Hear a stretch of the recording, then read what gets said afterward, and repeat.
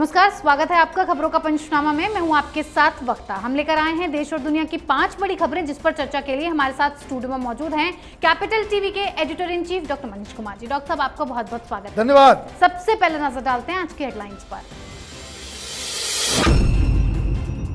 दूसरे दिन भी राहुल गांधी रहे ईडी के शिकंजे में, सड़कों पर उतरे कांग्रेसी। बीजेपी हुई हमलावर, बोली पहले भ्रष्टाचार किया, अब ड्रामा कर रहे। पीएम मोदी ने लिया एक ऐतिहासिक फैसला, सरकारी विभागों और मंत्रालयों से कहा अगले 1.5 साल में युवाओं को मिले 10 लाख नौकरियां। रक्षा मंत्री राजनाथ सिंह ने किया अग्निपथ स्कीम का ऐलान, युवाओं के लिए 7 लाख के पैकेज के साथ सेना में 4 साल की नौकरी पक्की। नुपुर शर्मा के बयान पर देश भर में मच रहा बवाल, कई राज्यों में मुस्लिम समुदाय कर रहे विरोध प्रदर्शन, फांसी की मांग के लगा रहे नारे। दिवंगत एक्टर सुशांत सिंह राजपूत की आज दूसरी बरसी, 2 साल के बाद भी कोई खुलासा नहीं, जांच एजेंसियां सवालों के घेरे में।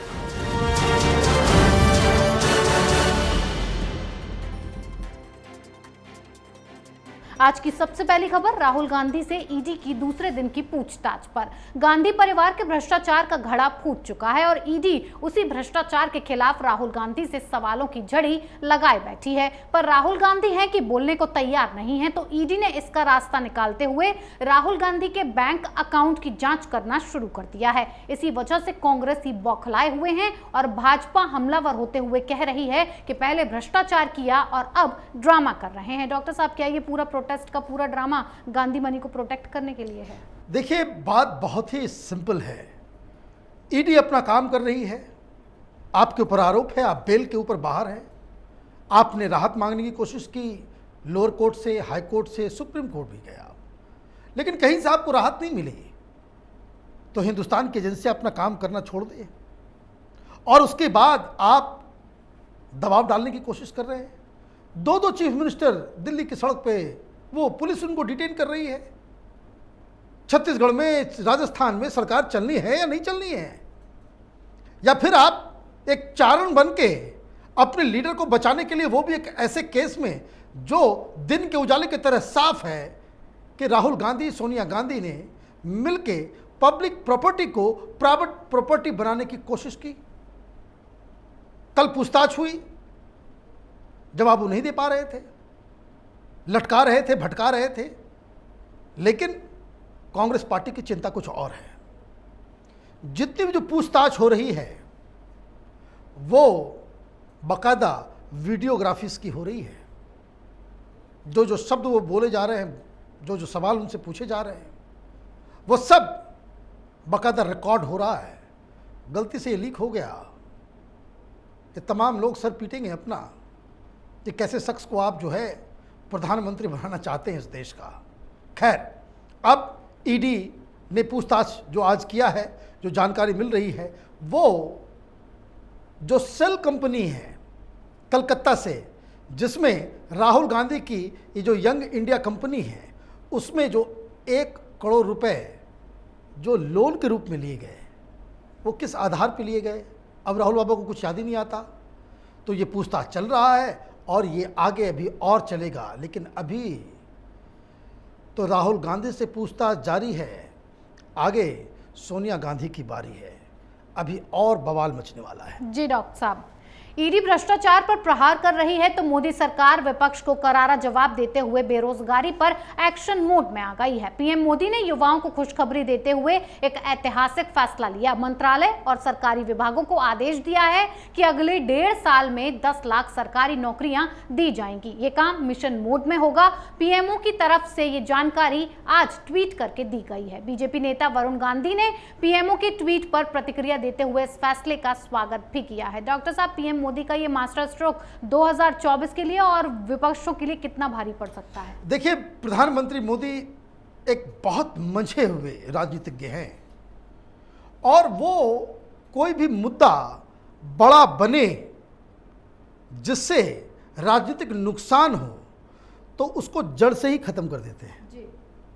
पेट्रोल की कीमत बढ़ी थी, यूपी का चुनाव था, तो भाई 10-10 रुपये कम कर दिए।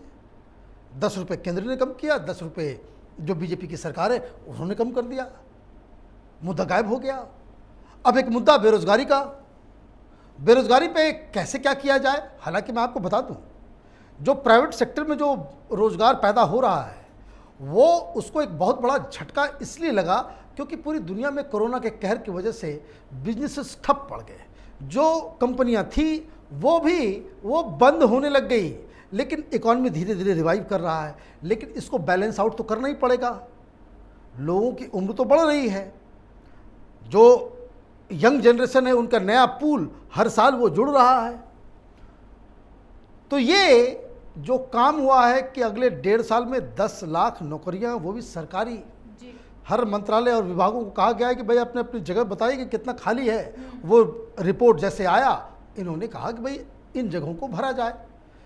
तो ये तो आप समझिए कि विपक्ष के मुंह के सामने से उनके स्वादिष्ट मिष्टान को छीन लेने का ऐसा काम है। एक भी विपक्ष का शख्स कुछ बोल नहीं पा रहा है कि भाई क्या जवाब दिया जाए। और इन्होंने टाइम बाउंड किया।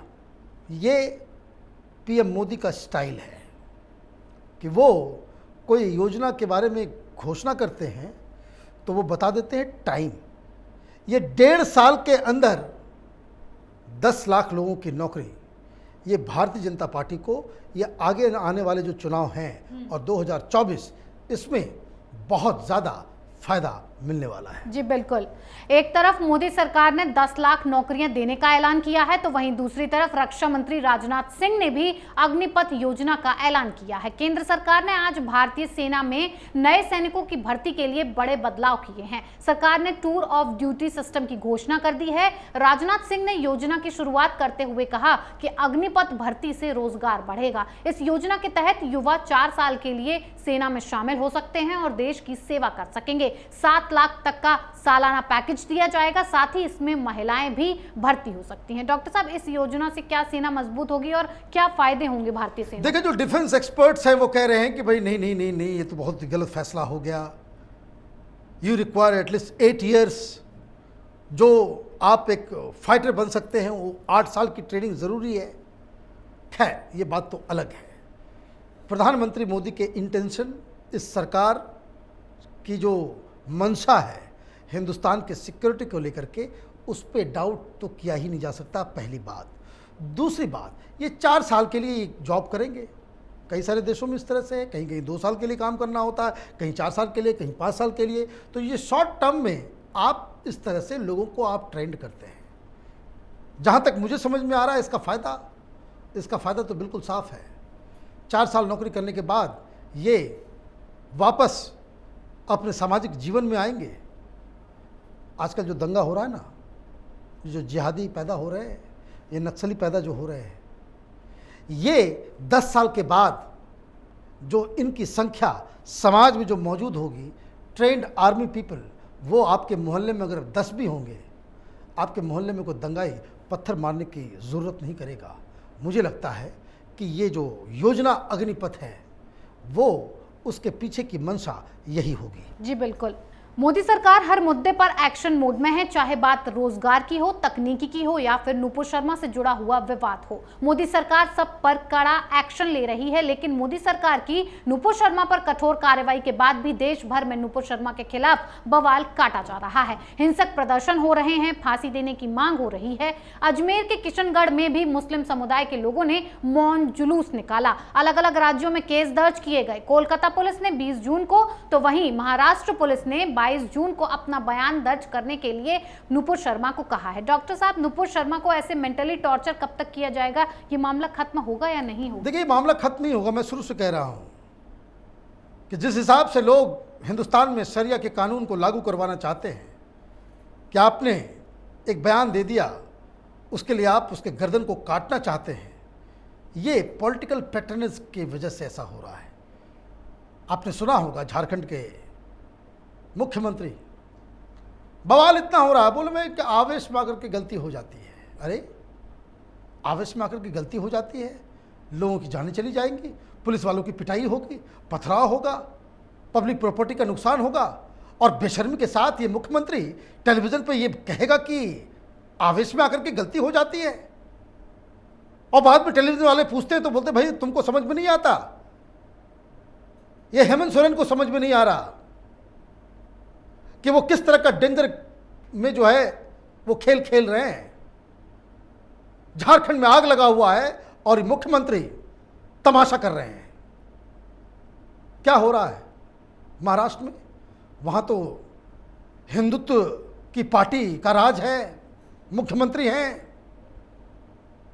एमआईएम का नेता वो भीड़ को उकसा रहा है, भीड़ को उकसा रहा है। औरंगाबाद में लोग चिल्ला रहे हैं फांसी फांसी फांसी फांसी। इस देश में कानून नहीं है क्या? इस देश में कानून नहीं है। आप उसके पुतले को फांसी लटका करके टांग दे रहे हो, कोई गर्दन काट रहा है, कोई वीडियो बना रहा है, किसी के ऊपर कोई कार्रवाई नहीं। और महाराष्ट्र का मुख्यमंत्री, पहले वाला तो जेल के अंदर है, दूसरे वाले तो वो कहते हैं ना बड़े मियाँ छोटे मियाँ सुभान अल्लाह। ये आदमी टेलीविजन वाले गए, बोले कि भाई ये जलील नाम का जो एमपी है, वो जो हरकत कर रहा है, जिस तरीके से उसने खुले रूप से कहा कि अगर फांसी देनी है तो औरंगाबाद के इसी चौराहे पे टांगो उसको, तो वहां के महाराष्ट्र के मुख्यमंत्री गृह मंत्री कहते हैं भाई हमको मालूम नहीं है, हम नहीं सुन पाए, हम देख नहीं पाए, को बोला होगा पता नहीं। कौन लोग हैं इस संविधान के रखवाले? वोट बैंक की राजनीति माथे पे ऐसे चढ़ के बोलेगी तो ये देश में बवाल मचेगा, ये खत्म नहीं होने वाला है। और मैं आपको बता दूं, मेरी बात झूठी निकले लेकिन होगा वही जो हाल कमलेश तिवारी का हुआ। ये लोग पागल की तरह बर्ताव कर रहे हैं। जी बिल्कुल। आखिरी खबर में बात आज अभिनेता सुशांत सिंह राजपूत की करेंगे। सुशांत सिंह राजपूत की मौत को 2 साल बीत गए हैं। आज सुशांत की दूसरी बरसी है। इन 2 साल में शायद ही कोई ऐसा दिन हो जब सोशल मीडिया पर दिवंगत एक्टर के लिए न्याय की आवाज ना उठी हो। आज भी जस्टिस फॉर एसएसआर की मांग वाले ट्वीट्स ट्रेंड हो रहे हैं। #बॉलीवुड बायकॉट की मांग हो रही है। सुशांत की गर्लफ्रेंड रिया चक्रवर्ती से लेकर शोविक चक्रवर्ती तक की गिरफ्तारी भी हुई, लेकिन 2 साल बाद अभी तक इस मामले में न तो सीबीआई ने जांच रिपोर्ट सौंपी है, न नारकोटिक्स कंट्रोल ब्यूरो ने जांच पूरी की है और ना ही ईडी में। ऐसे में सवाल उठता है कि 2 साल में इस पूरे मामले में अब तक जांच एजेंसियां चुप क्यों हैं? डॉक्टर साहब, आज 2 साल पूरे हो गए हैं सुशांत सिंह राजपूत को गए हुए, लेकिन जो एजेंसियां हैं सारी की सारी वो चुप्पी साधे हुए हैं, क्यों? देखिए, ऐसे ही इंपॉर्टेंट केसेस में जब एजेंसियां चूक जाती हैं तो लोगों का विश्वास सीबीआई पे, सिस्टम पे, नारकोटिक्स डिपार्टमेंट से, पुलिस से, कोर्ट से, कचहरी से, पूरे सिस्टम से विश्वास उठता है। क्या हुआ नहीं हुआ जांच का विषय है, सीबीआई जांच कर रही है जी। भाई हत्या हुई बता दो हत्या है, आत्महत्या हुई बता दो आत्महत्या है। लोग जो सवाल पूछ रहे थे बताइए क्या हुआ दिशा सालियान का, कोई उसके ऊपर कोई चर्चा नहीं, कोई बातचीत नहीं। क्या है ये इसके पीछे वजह? कहीं किसी कार्टेल का नाम, किसी नेता का नाम, किसी बड़े आदमी का नाम, किसी उद्योगपति का नाम, किसी रसूख वाले का नाम अगर किसी केस से जुट जाता है इंडिया में तो उसमें न्याय नहीं मिलेगा। ये लोगों को बार बार ये सिस्टम अपनी हरकतों से बताता है कि तुम्हारे पॉकेट में पैसा है तो तुम्हारे लिए कानून मानने की जरूरत नहीं है, आप कानून से ऊपर हो। और न्याय मांगने वाले तो 10 दिन करेंगे, चले जाएंगे। लेकिन सुशांत का केस बिल्कुल अलग है। दुनिया भर में लोगों ने इसके अलग को जगाए रखा है, वो न्याय चाहते हैं।